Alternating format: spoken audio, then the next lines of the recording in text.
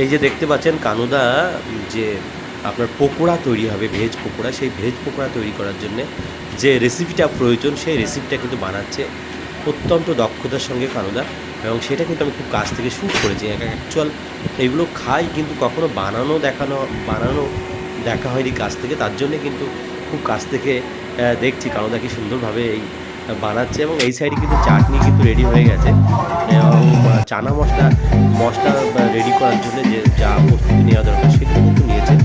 এই যে চানা মশলা করছে, সেই চানা মশলা করার সময় তো দেখেছি, এবং গন্ধরাজ কাতলাটা কীভাবে বানায় সেটাও খুব কাছ থেকে দেখেছিলাম। মাছ ভাজা তো আপনারা দেখেছিলেন, এবং মাছের এই দেখুন গ্রিপি তৈরি করে দিয়েছে, এবং গন্ধরাজ লেবু যে পাতা দিয়ে দিয়েছে, অত্যন্ত সুস্বাদু রান্নাবান্না করেন আর কি কানুদা। সেখানে গন্ধরাজ যে কাতলা হবে সেই কাতলা কিন্তু করছে, এবং এখানে দেখুন চানা মশলা করার জন্য কিন্তু দুটো কড়াই রান্নাবান্না চলছে এই সাইডে, এবং চানা মশলা কিন্তু তৈরি করার সেই কাজ কিন্তু অত্যন্ত দক্ষতার সঙ্গে কানুদা করছে, এবং সেটা কিন্তু খুব কাছ থেকে শ্যুট করেছে।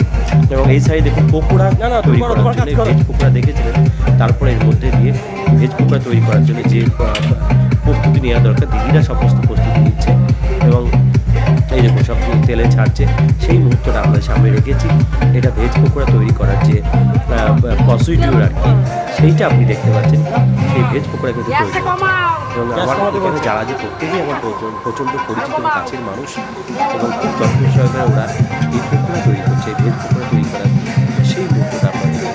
এবং এরপরে গন্ধরাজ কাতলাতে গন্ধরাজ পাতা কিন্তু খুব যত্ন সহকারে একটা একটা করে এই মাসি কিন্তু তুলছে, এবং এই গন্ধরাজ কাতলা কিন্তু এই লেবু পাতা এগুলো দেওয়া হবে ওই মাছের ওই ঝোলের মধ্যে, এবং দেওয়ার পরে অত্যন্ত সুস্বাদু হবে বলেই আমরা আশা করি মনে করি। এবং দেখুন শশা স্যালাড সব রেডি হচ্ছে, এবং ফাইনালি দেখতে তো দারুণ লাগছে কানুদা, রেডি হয়ে গেছে। সেই সময় আপনারা দেখতে পাচ্ছেন, এবং অত্যন্ত সুন্দর রান্না করেছে, দারুণ লাগছে, দারুণ দারুণ।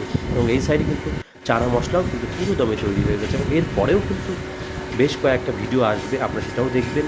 এবং এইভাবে দেখতে পাচ্ছেন ডালটাও পুরোপুরিভাবে তৈরি হয়ে গেছে, ডাল ভেজ ডাল সেটাও তৈরি হয়ে গেছে, এবং মাংসটা কিন্তু সম্পূর্ণভাবে রেডি। এবং আপনারা এরপরে আরও একটি ভিডিও পাবেন, সেই ভিডিওটি দেখার জন্য অবশ্যই আমার ফেসবুক পেজে চোখ রাখবেন। এবং আপনারা প্রত্যেকে ভালো থাকবেন, সুস্থ থাকবেন। তো নমস্কার।